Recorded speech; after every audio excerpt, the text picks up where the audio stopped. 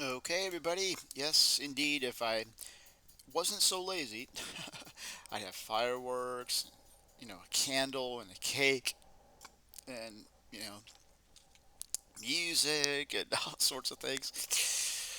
But what you see here is what you get, because today is the longest time that I have gone on a Uberman sleep schedule. Okay, because I've had three attempts, and the last attempt ended on day 20. And now, day 20 is complete, and we are now in day 21. So, yay! Um, Now, of course, this is therefore a day 20 summary, and I just want to say that I feel like it's in like psychologically speaking, that I am a polyphasic sleeper. It's in my mindset. It's part of my psyche. It's part of my day to day operations. They say it takes 21 days to make a habit. Well, that's how I feel. And I actually spent probably about 10 minutes before my 3 p.m. nap actually discussing this with somebody that I'd never met before in person, and just basically describing the benefits of polyphasic sleeping and especially the Uberman sleep schedule. Um, so it that was like really enlightening, and it was kind of fun to be able to tell somebody else um, about it, and how awesome it is. And it's really interesting. All right, so back to the day 20 summary now. Oh, and did I mention? Did you get this video? I don't think you got the video where I said, "Hey, look at the background. It's a different color." I don't know if you could tell, but it's actually a different color in the background.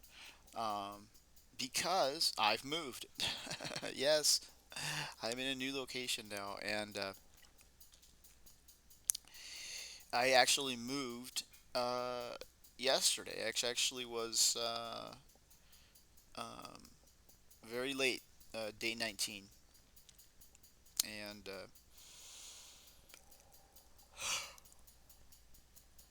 yeah, upon moving, um, had to turn my computer off. Had to transport it to another location, turn it back on, and everything else.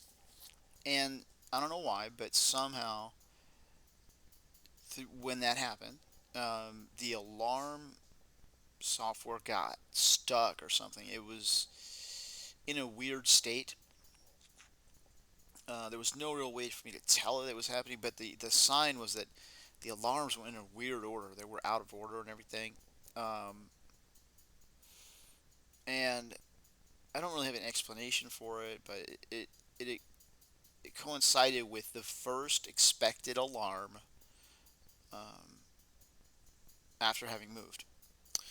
Another phenomenon that I noticed was that um, when I did wake up, I had forgotten to pull out the headset, to unplug the headset, which is because I made a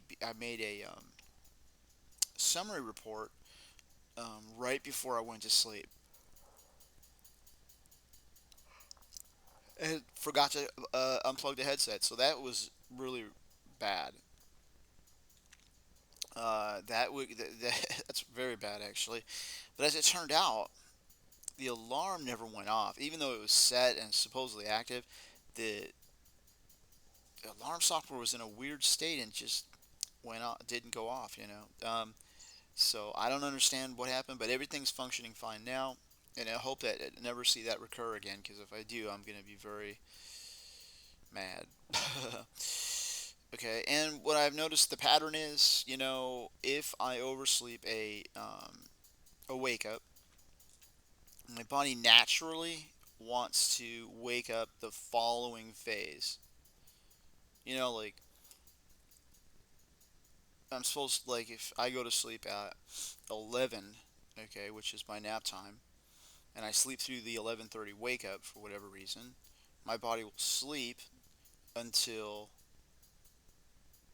um,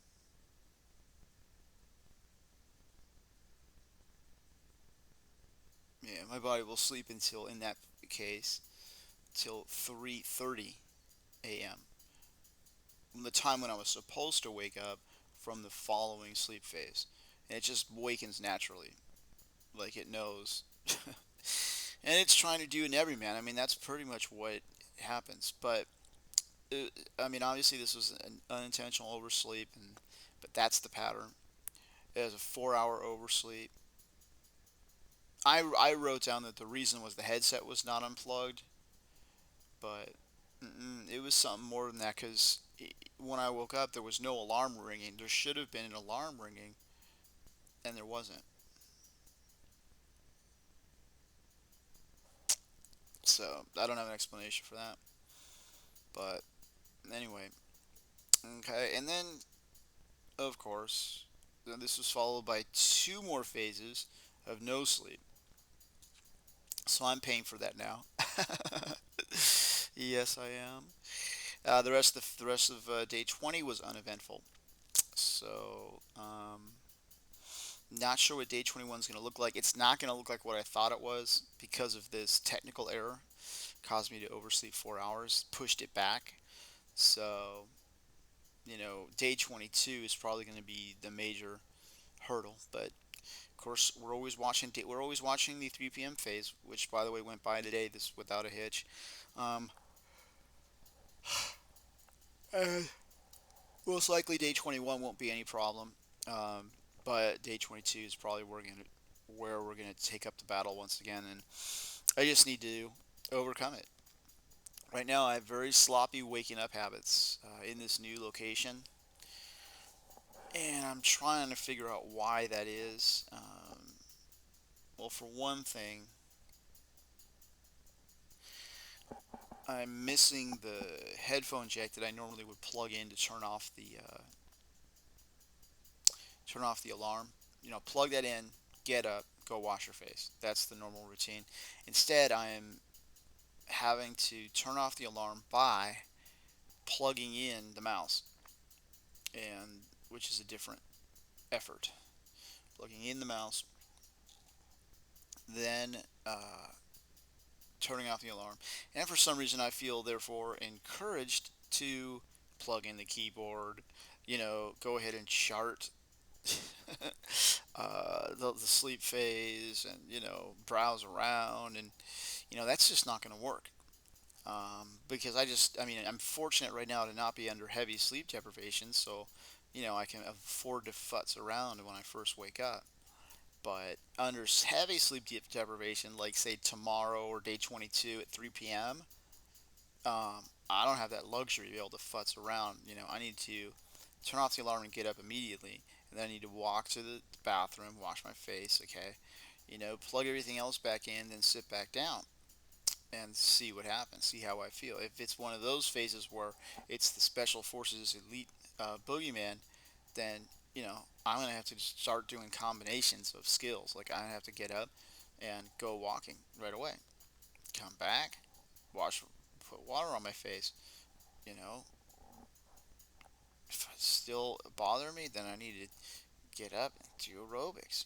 And then I need to listen to music, and if that's strong enough to keep me going, great. And as soon as it isn't, then I've got to stand up, go put water on my face, and then it's time, to go out for a walk.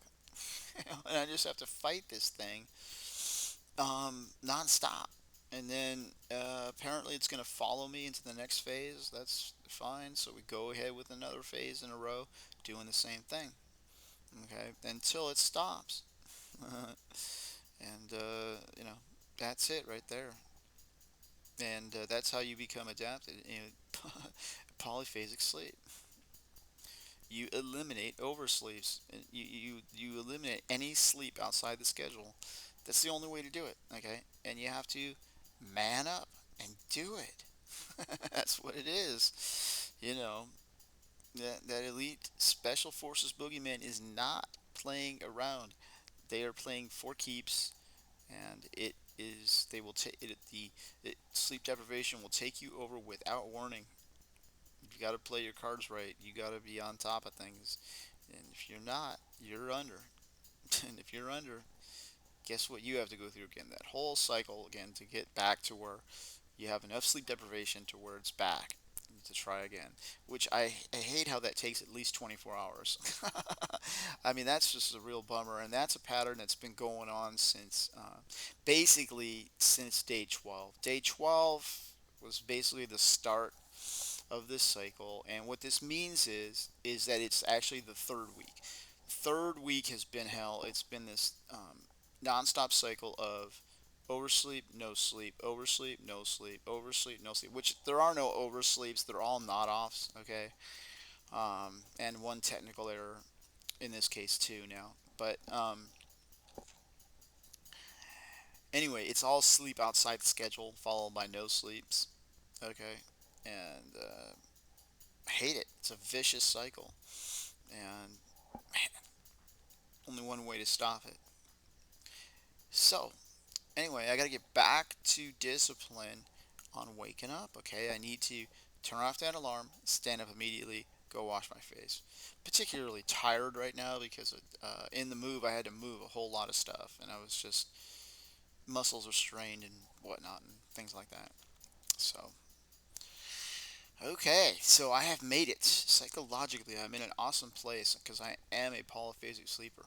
It is my life. You know, not giving it up. That's right. No reason to do so. Absolutely no reason to do so whatsoever. Yep. Farthest I've ever been making personal records.